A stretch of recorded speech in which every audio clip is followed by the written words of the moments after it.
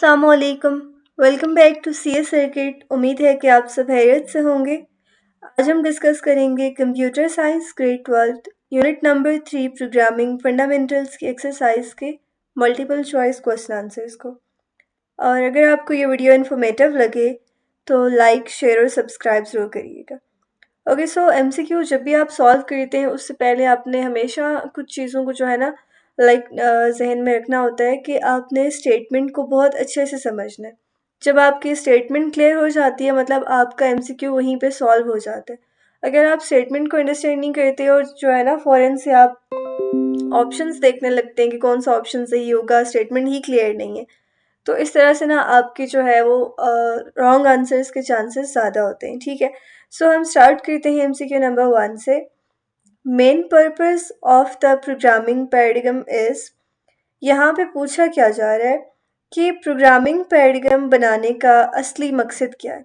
यानी ये होता क्या है, यानी अलग अलग जो है ना प्रोग्रामिंग स्टाइल्स, ठीक है, जैसे कि ऊप, फंक्शनल प्रोग्रामिंग, प्रोसीजर प्रोग्रामिंग क्यों इस्तेमाल करते।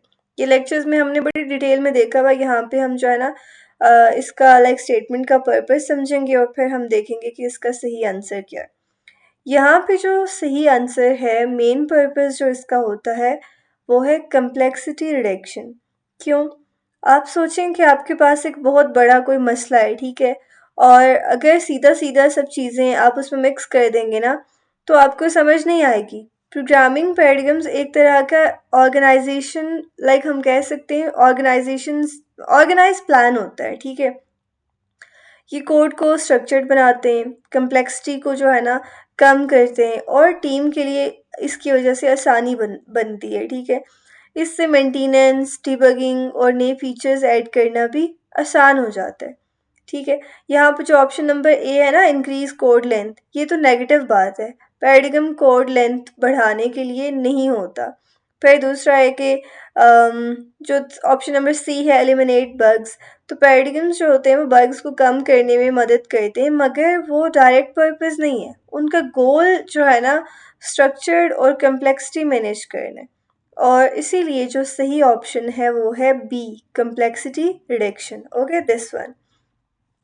Alright, MCQ number 2 is programming paradigm emphasizes the use of functions without changing state.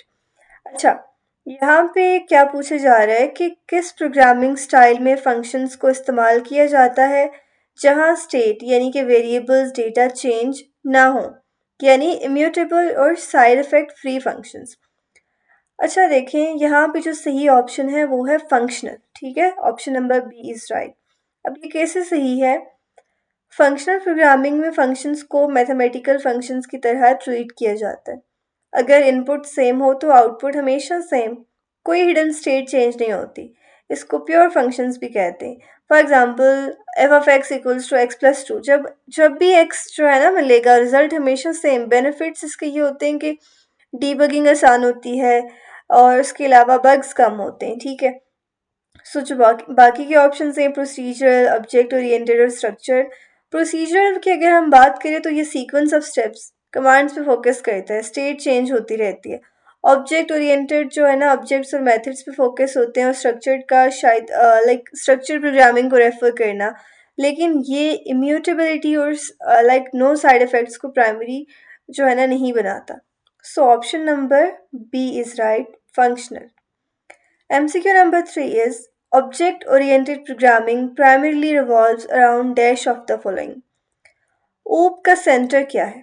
Data, functions, objects या फिर variables. So option number C is right, objects. OOP, आप सोचें ओप जैसे एक वर्कशॉप जहाँ पे क्लास, ब्लूप्रिंट और ऑब्जेक्ट जो है वो उसका इंस्टेंस है, ठीक है। जैसे कार, कार का ब्लूप्रिंट एक उसका क्लास है और उसकी जो असली जो कार है वो क्या है, ऑब्जेक्ट है। ओप के मेन कंसेप्ट्स होते हैं इनकैप्सुलेशन, इनहेरिटेंस, पॉलीमॉर्फिज्म और एब्स्ट्रैक्शन, ठीक है ना। तो इसीलिए ऊप का सेंटर जो है वो ऑब्जेक्ट है। Option number C is right. Okay, MCQ number 4 is in Python dash data structure is used to store a collection of items. किस डेटा स्ट्रक्चर को यूज करते हैं जब हमें मल्टीपल आइटम्स को एक साथ स्टोर करना? सही जवाब है list. Okay, option number A is right. यहाँ पे ये क्वेश्चन थोड़ा सा लाइक जेनेरिक है क्योंकि पाइथन में बहुत सी स्ट्रक्चर्स कलेक्शन लाइक स्टोर करते हैं।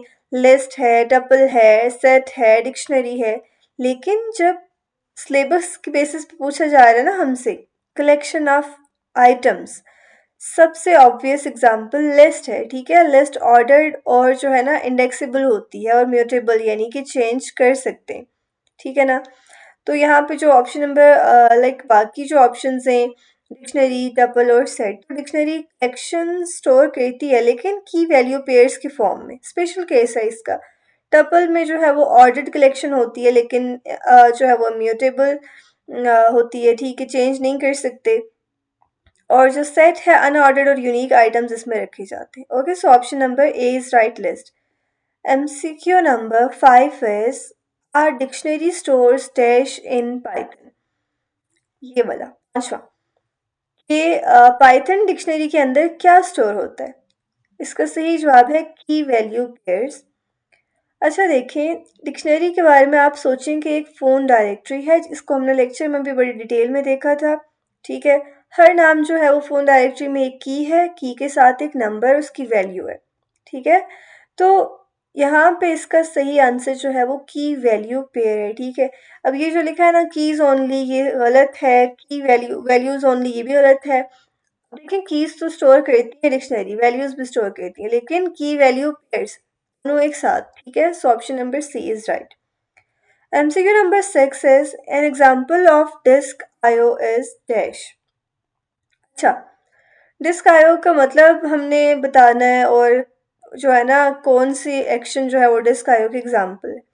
Option number B is right, reading a file from the hard disk. अब डिस्क IO वो ऑपरेशन हैं जो डिस्क यानी हार्ड ड्राइव SSD से डेटा रीड या राइट करते हैं। जब आप like open file dot text करके फाइल को रीड करें तो उसमें कुछ लिखा हो ये डिस्क आयो है। ठीक है, या फिर रैम ऑपरेशंस से अलग होते हैं।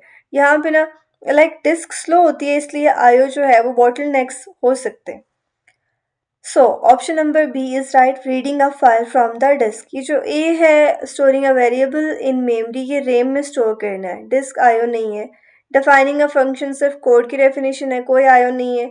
और लूपिंग थ्रू अ लिस्ट ये सीपीयू मेमोरी ऑपरेशन है, डिस्क से डायरेक्टली रिलेटेड नहीं है। Okay, MCQ number 7 is, to write content to a file in Python dash method is used।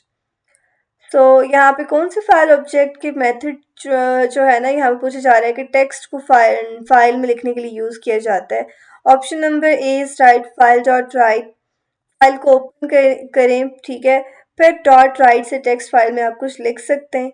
सही है, डॉट राइट जो है ना एक स्ट्रिंग लिखता है। अगर मल्टीपल लाइंस लिखनी हो तो फिर आपको लिखना होता है डॉट राइट लाइन्स। ठीक है, या फिर file dot insert, file dot add, file dot modify Python के बिल्ट इन मेथड्स नहीं है। ठीक है, इसलिए ये गलत है। File dot insert, dot add, modify ये बिल्ट इन मेथड्स नहीं है। हमेशा विद कॉन्टेक्स्ट मैनेजर यूज़ करें ताकि आप जो है ना ये हमने जो है वो लेक्चर में भी देखा था कि आप इसके लिए जो है ना आपके लिए एक प्रो टिप है कि आप विद कॉन्टेक्स्ट मैनेजर का यूज़ करें ताकि फाइल्स आपकी जो है वो ऑटोमेटिकली क्लोज हो जाएं। ठीक है, MCQ number 8 is, a primary key in a database is, primary key क्या रिप्रेजेंट करती है डेटाबेस टेबल में? Option number A is right, sorry B is right, unique identifier for records. Primary key जो है हर रिकॉर्ड को uniquely identify करती है, मतलब कोई दो रिकॉर्ड सेम प्राइमरी की नहीं रख सकते। फॉर एग्जाम्पल स्टूडेंट टेबल में कोई स्टूडेंट आईडी प्राइमरी की है। ठीक है, प्राइमरी कीज जो है ना यूजली नॉट नल भी होती हैं। Okay, MCQ number 9 is, a common database normalization goal is। Okay, यहाँ पे जो है वो पूछा जा रहा है कि डेटाबेस नॉर्मलाइजेशन करने का मेन मकसद क्या होता है? Option number A is right, reducing redundancy. ठीक है, अब देखें नॉर्मलाइजेशन का मकसद होता है डुप्लीकेट डेटा को कम करना, डेटा अनोमलीज से बचना और इंटीग्रिटी को मेंटेन करना। जैसे अगर एक स्टूडेंट का एड्रेस हर रिकॉर्ड में रिप्रेजेंट हो रहा है, तो नॉर्मलाइजेशन में एड्रेस अलग टेबल में रखा जाता है और स्टूडेंट टेबल में रेफरेंस यूज़ होता है। नॉर्मल फॉर्म्स यानी कि first normal form, second, third, ये रूल्स डिफाइन करते। Okay, MCQ number 10 is dash key is use to uniquely identify a record in a related table. पूछा जा रहा है कि रिलेटेड टेबल दो टेबल्स के बीच जो है ना रिलेशन में किस की का यूज़ करते हैं, लाइक किस की का यूज़ होता है एक रिकॉर्ड को यूनिकली आइडेंटिफाई करके लिंक को इस्टेब्लिश करने के लिए। इसका जो सही आंसर है वो है फॉरेन। फॉरेन की एक टेबल में कॉलम होता है, ठीक है, वो कॉलम होता है जो दूसरे टेबल की प्राइमरी की को पॉइंट करता है। इससे रिलेशन बन जाता है और रेफरेंशियल जो है ना इंटीग्रिटी मेंटेन होती है, ठीक है। MCQ number 11 is to create a simple GUI in Python dash library is used. अच्छा, कौन सी लाइब्रेरी जो है वो पाइथन में सिंपल ग्राफिकल विंडो जीयूआई बनाने के लिए यूज़ होती है? इन ऑप्शंस में से बेस्ट कौन सा है? सही जवाब है पाइगेम, ठीक है, PYGAM में। टिपिकल पाइथन जीयूआई के लिए बिल्ट इन जो है ना टिकेंटर होती है, ठीक है, TKINTER वर्ड है ये।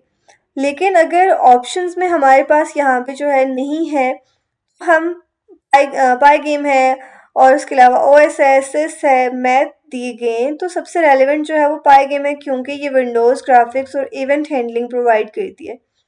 गेम विंडोज़ कंट्रोल क्रिएट करने के लिए यूज़ होती है, ठीक है, गेमिंग में। और जो है ना OS, सिस और मैथ GUI लाइब्रेरीज नहीं है, इसमें GUI लाइब्रेरीज नहीं है। अगर एग्जाम में आपको ऑप्शन आ जाता है टिकेंटर, ठीक है, TKINTER, तो वो ज़्यादा सही आंसर होगा, लेकिन इसमें जो है ना हमारे पास वो आंसर नहीं था, सही आंसर है PYGAM, pi game. MCQ number 12 is a nested list in a Python is referred as।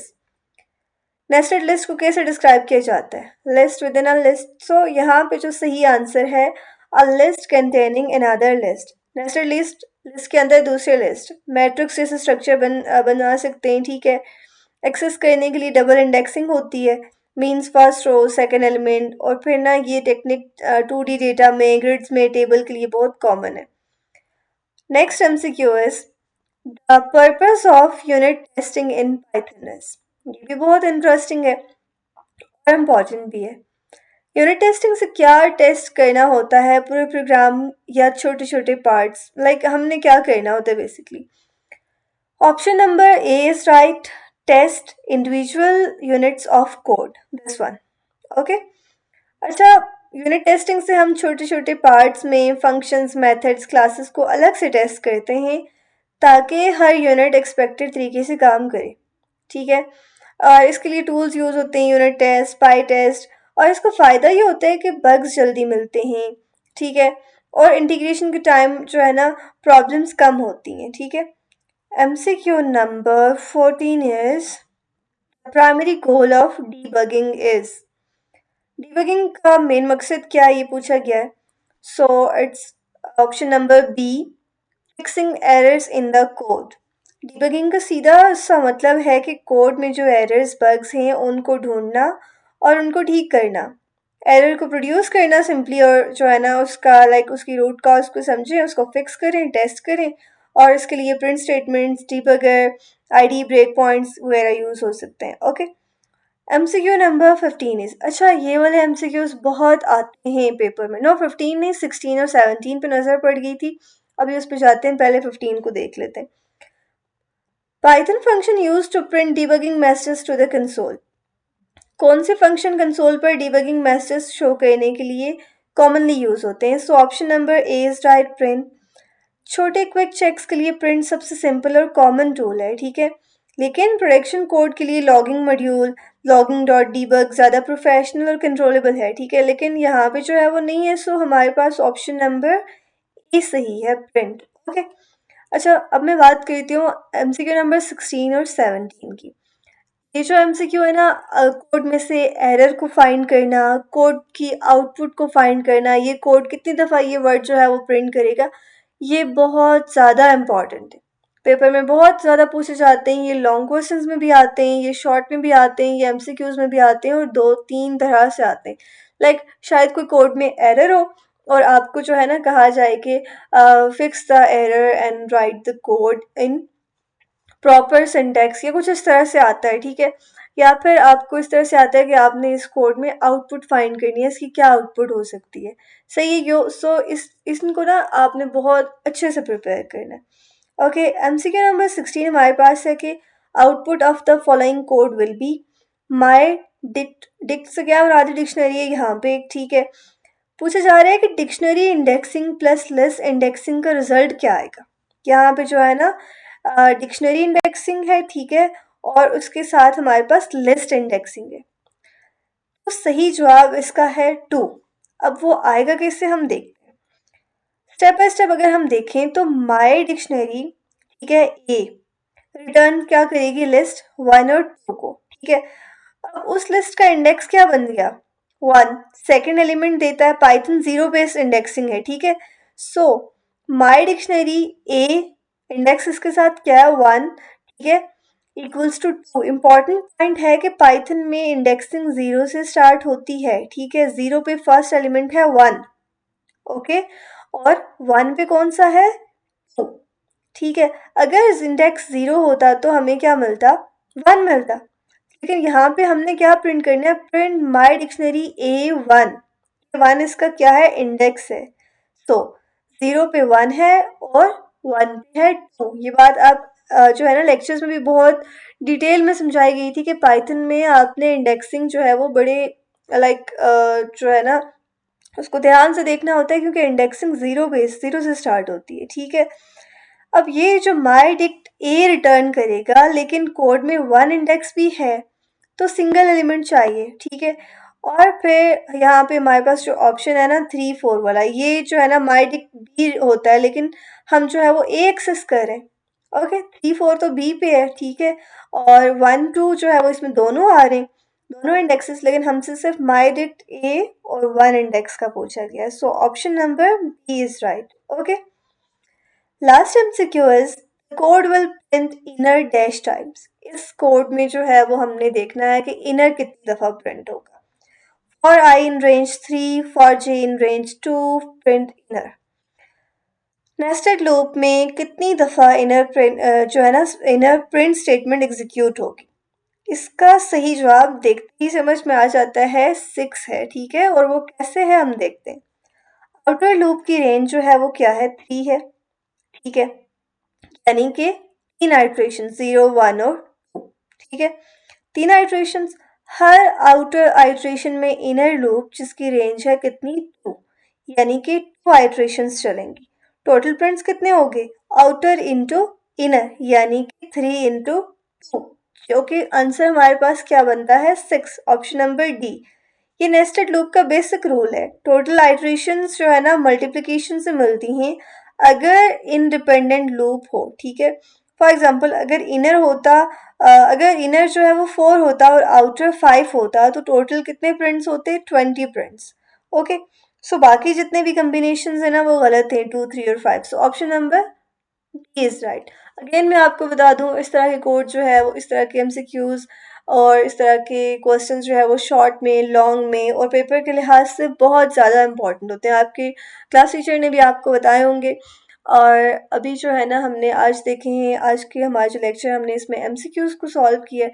उम्मीद है कि आपको जो है वो वीडियो पसंद आएगी, और अगर आपकी कोई भी क्वेरीज हैं, कोई भी आपकी सजेशंस हैं, तो आप कमेंट्स में बता सकते हैं, ठीक है। चैनल को सब्सक्राइब करना मत भूलिएगा। ओके, मिलते हैं नेक्स्ट वीडियो में, अपना ख्याल रखिएगा, अल्लाह हाफ़िज़।